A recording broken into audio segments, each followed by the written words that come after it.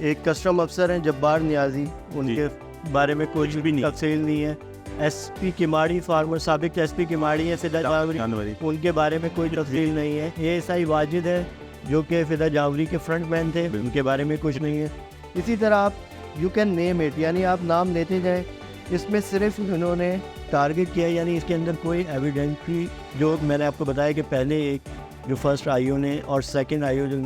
ہمارا قریشی تھی، انہوں نے ایک طیب جو کسٹم افسر ہیں جو کہ فرنٹ مین تھے عثمان باجوہ کے، بالکل، اور جو ایک کلفٹن کی جو جیولری شاپ سے جو برائبری کی رقم تھی، جو کرپشن کی رقم تھی، اس کو کنورٹ کراتے تھے گولڈ کے بارز میں. مثلا اس میں بڑی دلچسپ ہے کہ مثلا آپ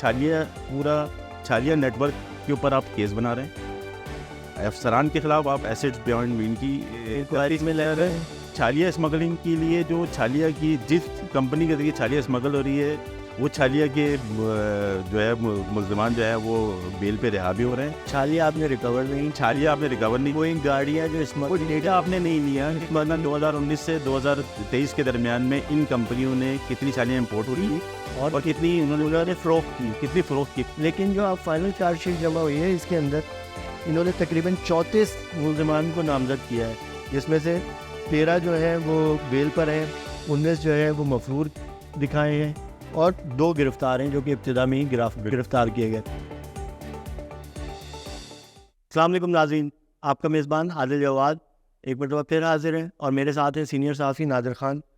ہم نے اپنے پچھلے کچھ پروگراموں میں ایک میگا اسمگلنگ اسکینڈل کے حوالے سے آپ کو تفصیلات سے آگاہ کرتے رہے تھے، جس میں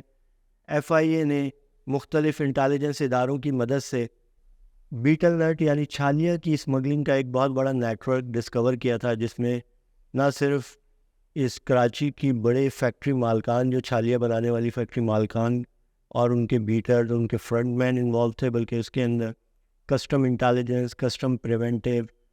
پولیس کے اعلیٰ افسران اور ایون کہ پاکستان رینجرز کے ایک اعلیٰ افسر کا نام بھی شامل کیا گیا تھا اس فائنل چالان میں، جس کے تحت یہ پورا نیٹ ورک انرتھ کیا گیا تھا. اور اس کی انویسٹیگیشن پچھلے 3 سے 4 ماہ سے جاری ہے، جس میں اب تک تیسرے انویسٹیگیشن آفیسر ہیں جو اس کو جنہوں نے اپنا فائنل چارج شیٹ جمع کی ہے تقریباً 15 روز قبل. اور اس فائنل چارج شیٹ میں انہوں نے مجموعی طور پر، یہ فائنل چارج شیٹ ہے، یہ 45 صفحوں پر مشتمل فائنل چارج شیٹ ہے، جس کے اندر انہوں نے مجموعی طور پر 19 ملزمان ہیں جنہیں ایبسکانڈر قرار دیا ہے. اس کے علاوہ جو ہے اس کے اندر کوئی بیل پر موجود ملزمان کی تعداد جو ہے وہ 13 ہے، اور 2 ملزمان گرفتار ہیں جو کہ ابتدا میں ہی گرفتار کیے گئے تھے. اس فائنل چارج شیٹ پر ہم تھوڑا سا ڈسکشن کریں گے. ہم اس چارج شیٹ کو ہم نے اسٹڈی کرنے کی کوشش کی ہے، اور ہم اس کو ایک ایگزامپل کیس بنانا چاہتے ہیں، آپ لوگوں کو دکھانا چاہتے ہیں کہ یہ بڑے کرپشن اور بڑے فائنینشیل اسکیمز جو ہوتے ہیں، خاص طور پر کراچی اور سندھ میں، اس میں ایف آئی اے کس طرح تفتیش کرتی ہے، کس طرح ابتدا میں اس کیس کو ہائپ دی جاتی ہے، پھر اس کے اندر کس طرح انویسٹیگیشن کے دوران ملزمان یعنی کہ مرکزی ملزمان کو فوائد دیے جاتے ہیں، اور پھر کس طرح اس کیس کو ایک سرد خانے کی نظر کر دیا جاتا ہے، جس کے بعد وہ کورٹوں میں کئی سالوں تک پیشیاں لگنے کے بعد وہ کیس میں وہ ملزمان بری ہو جاتے ہیں، اور وہ جو اعلیٰ کسٹم افسران یا اعلیٰ سرکاری افسران ہیں وہ اپنی پوسٹنگ پر بھی کچھ 6-8 مہینے سال کے اندر واپس اپنی پوسٹنگز پر چلے جاتے ہیں. کیوں ناظر بھائی ایسے ہی ہے اس کا؟ بالکل. تو اس کیس میں ہم نے اس 45 پیجز پر مشتمل اس چارج شیٹ کو آج ہم اس پہ ایک جنرل ڈسکشن کر رہے ہیں، لیکن ہم فیوچر میں ہم اس پہ ایک سیریز کریں گے جس میں جتنے بھی مرکزی ملزمان ہیں، اور فائنل چارج شیٹ میں جو انویسٹیگیشن آفیسر ہیں جبار وینرو صاحب، انہوں نے ان پر جو الزامات عائد کیے ہیں اور جو ایویڈنس کلیکٹ کیا ہے، اس پہ ہم ایک ایک ملزم پر بات کریں گے، کیونکہ اس کیس کی اب تک کی جانے والی جو قانونی ماہرین سے بھی ہم نے مدد لی ہے، اور ہم نے اس کا بڑا ڈیٹیل میں اس کو مطالعہ کیا ہے. تو اس سے ایسا لگتا ہے کہ ایف آئی اے کے انویسٹیگیشن آفیسرز نے، پہلے انویسٹیگیشن آفیسر تھے اس کے طاہر گجر، اس کے بعد سب انسپکٹر طاہر گجر تھے جنہوں نے ایک بڑی ریکوری کی، ایک بڑا اہم کیس پکڑا، ایک اہم ڈائری ریکور کی، جس کے اندر اسمگلنگ کے ذریعے آنے والے ساز و سامان اور افسران کو تقسیم کی جانے والی رقوم کی تفصیلات باقاعدہ کسٹم گاز بندر پہ کسٹم کی چیک پوسٹ سے ریکور کی گئی اور اس کی رائٹنگ ایکسپرٹس نے اس کی تصدیق کی. اس کے بعد یہ کیس ٹرانسفر ہو گیا, انویسٹیگیشن آفیسر ہو گئے اسسٹنٹ ڈائریکٹر عمارہ قریشی. عمارہ قریشی نے اس سلسلے میں ان کی ایفرٹس دکھائی دیتی ہیں, لیکن اس کے بعد کیا ہوا کہ ان کی ایفرٹس کے نتیجے میں, ان دونوں انویسٹیگیشن آفیسرز کی ایفرٹس کے نتیجے میں کسٹم کے جو ہائی افس تھے, جس میں کیونکہ کسٹم کے چیف کلیکٹر کسٹم سے لے کر کلیکٹرز جو موجودہ آن ڈیوٹی کلیکٹرز ہیں جو کہ گریڈ 20 اور 21 کے آفیسرز ہیں, وہ بھی اس میں 3 سے 4 انوالو ہیں. وہ کسٹم افسران اس تفتیش سے, اس انویسٹیگیشن سے خوش نہیں تھے, تو انہوں نے ایف آئی اے اور وفاقی حکومت پہ دباؤ ڈال کر اس کے لیے ایک جے آئی ٹی بنوائی گئی, اور اس جے آئی ٹی میں پھر ان کے من پسند ایک افسر کو انویسٹیگیشن آفیسر بنایا گیا. اور اب جو یہ فائنل چارج شیٹ سامنے آئی ہے, اس سے پتہ لگتا ہے کہ وہ من پسند افسر کو کیوں انویسٹیگیشن آفیسر بنایا گیا تھا. ناظر صاحب, آپ اس چارج شیٹ کو آپ نے بھی پڑھا ہے. آج ہم جنرل ڈسکشن کر رہے ہیں, پھر ہم ایک ایک ملزم کی اور اس کے کردار اور ایف آئی اے کی جانب سے کی جانے والی تفتیش پر علیحدہ علیحدہ پروگرام کریں گے. آپ بتائیے. جی بہت شکریہ عادل صاحب. دیکھیں ہم یہ پچھلے گزشتہ کچھ دنوں سے ہم اس کے اوپر 3-4 پروگرام پہلے کر چکے ہیں, اور ابھی بھی اس کے اوپر پروگرام مزید آگے بھی ہونے ہیں, کیونکہ ابھی یہ enquiry A M L section میں بھی الگ جا چکی ہے, اور اے ایم ایل سیکشن میں امید ظاہر کی money laundering money laundering section میں جا چکی ہے, اور امید ظاہر کی جا رہی ہے کہ جس طرح اس ایک ایف آئی آر میں بہت سارے ایکیوزڈ ایک ساتھ شامل کر دیے کہ اس اینٹی منی لانڈرنگ کے میں جو ہے یہ ایف آئی آر الگ الگ ممکن ہے کہ ہو سکتی ہو جائے. لیکن اب اس ایف آئی آر کی اگر ہم بات کرتے ہیں تو جو میرا میں نے جو 2-3 لوگوں سے رائے بھی لی, کچھ قانونی ماہرین سے بھی رائے لی, اور کچھ ایف آئی اے کے جو اچھے افسران جو انویسٹیگیشن جو ماضی میں رہ چکے ہیں اور وہ ریٹائرڈ بھی ہو چکے ہیں, ان سے بھی میری جب یہ بات ہوئی تو اس میں سب سے بڑا جو کوشچن مارک ہے وہ عمران نورانی جو چھالیہ اسمگلر ہے اس کا 164 کا بیان ہے. وہ بہت کوشچن مارک ہے. وہ اس وجہ سے کہ اگر ایک تو اس میں جلد بازی کی گئی 164 کے بیان میں, اور دوسرا یہ ہے کہ جو فائنل چالان جو سبمٹ کیا گیا اس میں بہت زیادہ جلد بازی کی ہے, کیونکہ ماضی میں بھی ہوتا رہا ہے کہ اگر کوئی ایسا میگا اسکینڈل اگر بنتا ہے تو ایف آئی اے کی ٹیم کی کوشش یہ ہوتی ہے کہ وہ جو سب ایکیوزڈ کے حوالے سے جتنی بھی ایویڈنس ہے, جو پراپر ایویڈنس ہے, جو آپ عدالت کو پیش کر سکیں کہ یار اس کو کتنا جرم میں رکھنا ہے اور اس کو کتنا رکھنا ہے, تو وہ اس میں بہت زیادہ جلد بازی. اگر عدالت ماضی میں ہم نے افسران تو سنا بھی ہے اور دیکھا بھی ہے کہ اگر کیونکہ یہ قانونی طور پر ان کو یہ حاصل بھی ہے امینڈمنٹ اس کی ہے بھی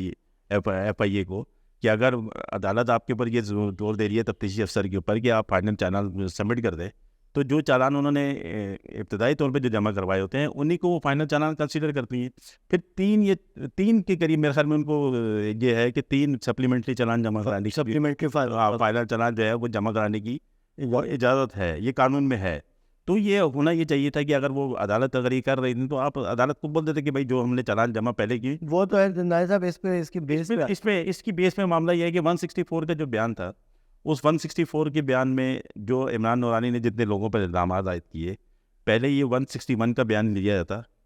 جو تفتیشی افسر اپنے روبرو لیتے اور اس کو وہ سبمٹ کرتے. تو 164 کا بیان جب عدالت کے روبرو جب پیش ہوا تو 164 کے بیان کے بعد اب آپ کے پاس کچھ بھی نہیں ہے. 161 کے بیان کے بعد آپ کے پاس یہ ایک پاور ہوتی ہے کہ جو الزامات ایکیوز عائد کر رہا ہے اس میں آپ جیسے کرنل اسد رضا ہے ان پر اگر جو الزامات عائد کیے تو اس کی تفتیش ہونی چاہیے. اب اس فائنل چالان میں سوائے 2 لائنوں کے کرنل اسد رضا کے اوپر کچھ کرنل اسد رضا کیا کہ میجر ایکیوز جو ہیں, جیسے ایک کسٹم افسر ہیں جبار نیازی, ان کے بارے میں کوئی بھی تفصیل نہیں ہے. ایس پی کماڑی فارمر سابق ایس پی کماڑی ہے فدا جاوری, ان کے بارے میں کوئی تفصیل نہیں ہے. اے ایس آئی واجد ہے جو کہ فدا جاوری کے فرنٹ مین تھے, ان کے بارے میں کچھ نہیں ہے. اسی طرح آپ یو کین نیم اٹ, یعنی آپ نام لیتے جائیں. اس میں صرف انہوں نے ٹارگٹ کیا, یعنی اس کے اندر کوئی ایویڈنٹری, جو میں نے آپ کو بتایا کہ پہلے ایک جو فرسٹ آئی او نے اور سیکنڈ آئی او جو ہمارا قریشی تھی, انہوں نے ایک طیب جو کسٹم افسر ہیں جو کہ فرنٹ مین تھے عثمان باجوہ کے, بالکل, اور جو ایک کلفٹن کی جو جیولری شاپ سے جو برائبری کی رقم تھی, جو کرپشن کی رقم تھی, اس کو کنورٹ کراتے تھے گولڈ کے بارز میں, یعنی گولڈ کے جس کو بسکٹس کہتے ہیں. بسکٹس کہتے ہیں جو عام زبان میں گولڈ کے وہ جو 10 تولے کے وہ جو بسکٹس ہوتے ہیں اس میں کنورٹ کراتے تھے, اور پھر اس کے بعد وہ پیمنٹ جو انہیں برادری کی جاتی تھی وہ گولڈس کے بارز میں کی جاتی تھی. انہوں نے بہرحال اس میں بھی بہت سارے سکم پائے جاتے ہیں, اس انویسٹیگیشن میں بھی ہم اس پہ بعد میں بات کریں گے, لیکن بہرحال ان کی ایفرٹس دکھائی دیتی ہیں. لیکن جو اب فائنل چارج شیٹ جمع ہوئی ہے اس کے اندر انہوں نے تقریباً 34 ملزمان کو نامزد کیا ہے, جس میں سے 13 جو ہیں وہ بیل پر ہیں, 19 جو ہیں وہ مفرور دکھائے ہیں, اور 2 گرفتار ہیں جو کہ ابتدا میں ہی گرفتار کیے گئے. پھر اس کے اندر تمام یہ جو 164 کا بیان جس کی بیس پہ انہوں نے اپنا پورا کیس کھڑا کیا ہے, وہ 164 کا بیان کو وہ اپنے چارج شیٹ میں ہی لکھ رہے ہیں کہ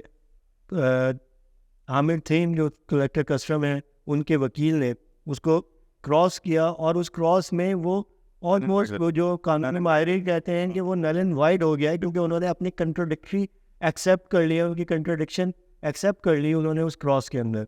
تو وہ پہلے ہی یہ ہو چکا تھا اس فائنل چارج شیٹ جمع ہونے سے پہلے, لیکن آئی او نے اس کو بھی کنسیڈر کرنے کی کوشش نہیں کی. پھر انہوں نے جیسے 3 مین اس میں ایکیوز ہیں جو کلیکٹر کسٹمز ہیں, ثاقب سعید, عامر تھیم اور عثمان باجوہ, یہ 3 کلیکٹر پریونٹیو کے فیروز عالم جنوجو ہیں جو کہ گریڈ 21 سے ریٹائرڈ ہوئے, جمعہ ریٹائرڈ ہوئے, ہاں یہ ابھی کچھ دن پہلے ہی ریٹائر ہوئے. پھر منظور میمن ہیں جو چیف کلیکٹر کسٹم رہے. تو ان ملزمان کے حوالے سے انہوں نے صرف 3 ملزمان کی کوشش کی ہے کہ ان کی ایسٹس, کیونکہ وہ سرکاری ملزمان ہیں تو ہر سرکاری افسر کے لیے یہ لازم ہے کہ وہ اپنی ایسٹس کی ہر سال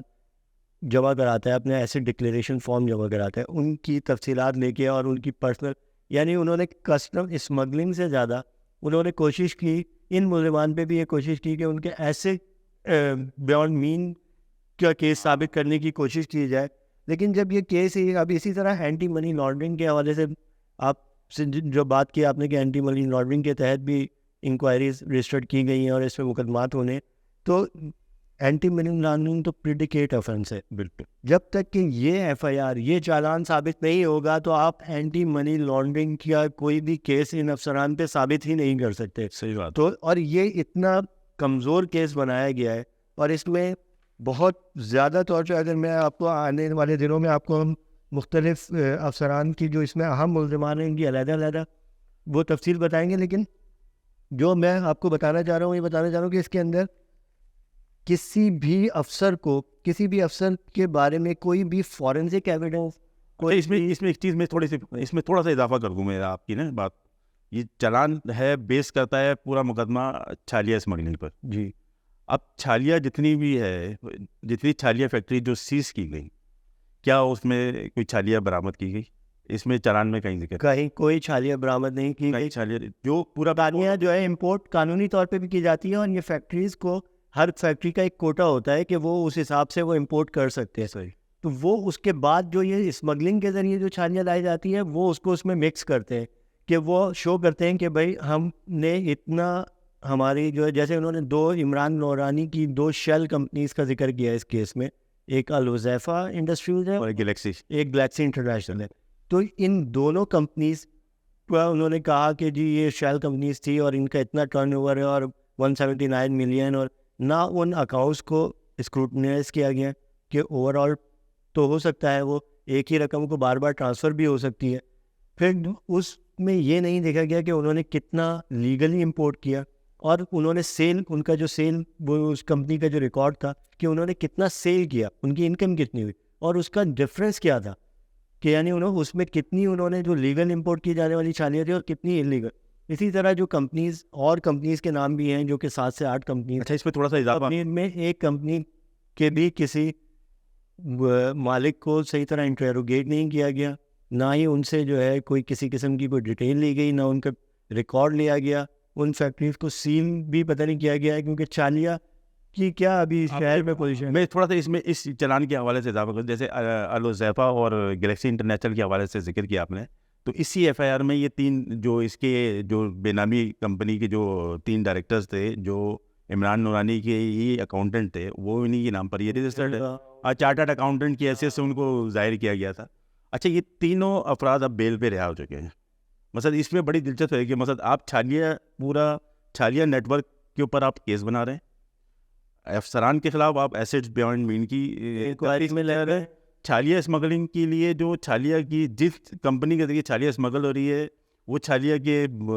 جو ہے ملزمان جو ہے وہ بیل پہ رہا بھی ہو رہے ہیں. چھالیہ آپ نے ریکور نہیں، چھالیہ آپ نے ریکور نہیں، کوئی گاڑیاں جو کوئی اسمگلنگ ڈیٹا آپ نے نہیں لیا کہ 2019 سے 2023 کے درمیان میں ان کمپنیوں نے کتنی چھالیاں امپورٹ کی اور کتنی انہوں نے فروخت کی، کتنی فروخت کی. تو اس سے آپ کو یہ پتہ لگ جاتا ہے کہ آپ کا کتنا اسمگلنگ کی. تو اس کیس کو بالکل بھی جو ہے اس کو کمپنیوں کو الگ فائدہ دیا گیا. اسمگلنگ کے جو نیٹ ورک کے لیے جو ٹرکنگ کمپنیاں جو ٹرانسپورٹ کمپنی یوز ہوتی ہیں ان کمپنیوں کے نام دے دیے گئے، ان سے کوئی انویسٹیگیشن نہیں کی. کوئی گاڑی اسمگلنگ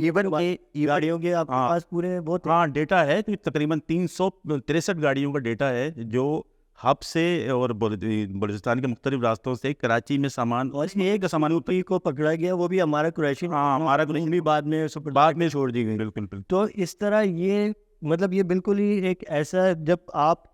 ایسا لگتا ہے کہ اس کیس کا جو ہے نا وہ جو کسٹم افسران جو چاہتے تھے، جو کسٹم کے ہائی اپس،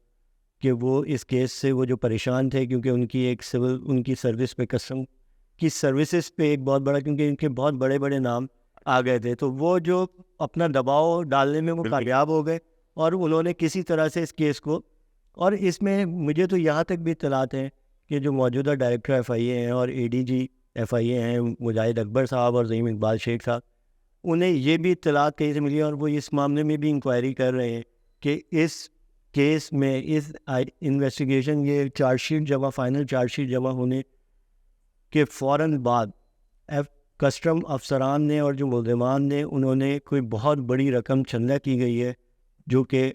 جس میں 10 سے 15 کروڑ کا ایک فگر آ رہا ہے کہ جو وہ چیک کر رہے ہیں کہ وہ کس افسر نے کس نام پہ لی ہے، کیا فوائد دیے گئے. بالکل. اگر آپ اس چارج شیٹ کو پڑھیں تو مجھے لگتا ہے کہ وہ اس کو زیادہ انہیں انویسٹیگیٹ کرنے کی ضرورت ہے. اچھا، اس میں دلچسپ ایک چھوٹی سی بات کر کے پھر پروگرام کو ہم کرتے ہیں، پھر انشاءاللہ اس کے اوپر دوبارہ بھی پروگرام کریں گے. اچھا، ہوا یہ ہے کہ چھالیہ کی نیٹ ورک کے خلاف آپ نے کارروائی کی، لیکن چھالیہ کے ریٹ میں کمی نہیں آئی، مطلب اوسطاً 300 روپے 400 روپے کم ہو چکی ہے. اس کا مطلب یہ ہے کہ فلو چھالیہ کا جو ہے وہ مارکیٹ میں آپ کو مارکیٹ میں اجازت بالکل کرنے. اچھا، جو چھالیہ کی فیکٹری جو سیز بھی کی گئی تھی وہ بھی بڑی دلچسپ ایک کہانی ہے اس میں نا. وہ ہوا یہ تھا کہ عاطف میٹرو اس میں تو گواہ بھی بنایا. عاطف میٹرو کے ذریعے ایک یہ بات پھیلائی گئی مارکیٹ میں کہ انڈرسٹینڈنگ بن گئی ہے چھالیہ فیکٹری والوں کی اور ایف آئی اے کی درمیان میں. اس وقت سلام شیخ جو ہے، عبدالسلام شیخ جو ہے وہ ڈائریکٹر تھے. تو اور یہ بات ہوئی کہ 50 کروڑ روپے میں یہ معاملات طے ہوئے ہیں اور چھالیہ فیکٹری والے اپنے معاملات کرتے رہیں گے، ایون کہ پیسہ بٹا نہیں تھا کہیں بھی. تو یہ بات جب ڈائریکٹر آفس تک جب یہ بات پہنچی تھی تو اسی بنیاد پر یہ چھالیہ فیکٹری سیز کی گئی تھی کہ جب پیسہ ہمارے پاس آیا نہیں ہے اور ہمارے خلاف نام جو ہے وہ مارکیٹ میں پہلے جا چکا ہے، تو اسی بنیاد پر چھالیہ فیکٹری سیز ہوئی. لیکن چھالیہ اس فیکٹریوں سے پہلے نکل چکا تھا اور یہی بنیاد ہے. اس چالان میں چارج شیٹ میں چھالیہ فیکٹری سیز کیے جانے کا بھی کوئی اچھا ذکر نہیں ہے، لیکن یہ وہ بھی کوئی آفیشیل نہیں ہے. اچھا، یہ آفیشیلی پریس ریلیز جاری کی گئی تھی جس وقت یہ چھالیہ ہم اس چارج شیٹ کو ہم ایک جو مرکزی ملزم ہے اور جو دیگر ملزمان ہیں ان پہ ہم ایک علیحدہ ایک چھوٹا پروگرام کریں گے جس میں ہم اس پہ ڈسکس کریں گے کہ آئیو نے کیا کام کیا اور کیا وہ ملزم بنتے ہیں یا نہیں بنے. ناظرین، ہمیں آج کے لیے اجازت دیجیے گا. شکریہ.